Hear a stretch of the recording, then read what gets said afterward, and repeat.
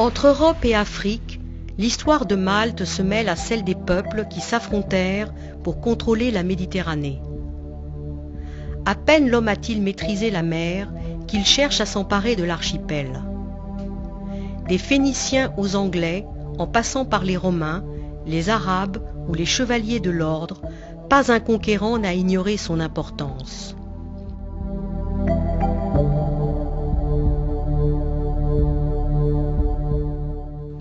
Au cœur de la Méditerranée, Malte se trouve depuis des millénaires sur la route des navigateurs.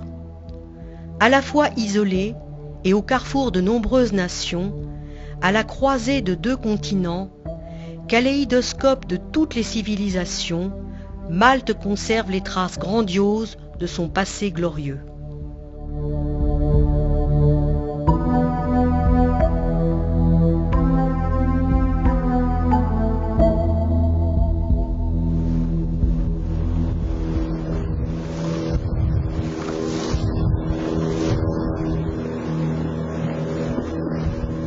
Malte est une terre du continent européen, mais son histoire remonte bien au-delà des premières conquêtes de l'homme.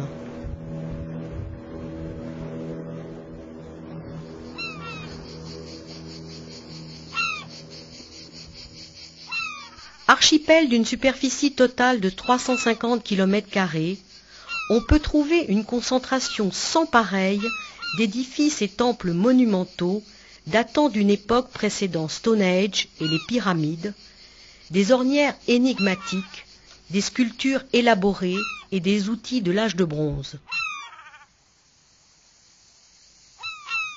C'est sur le sol maltais que surgissent les premières manifestations d'une humanité évoluée. Provenant probablement de la Sicile, les premiers colons s'installèrent dans l'archipel il y a environ 7000 ans.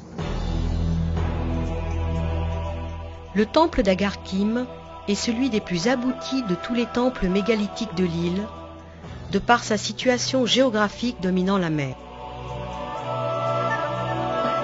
La raison de leur existence et la manière dont ils ont été construits restent cependant un mystère.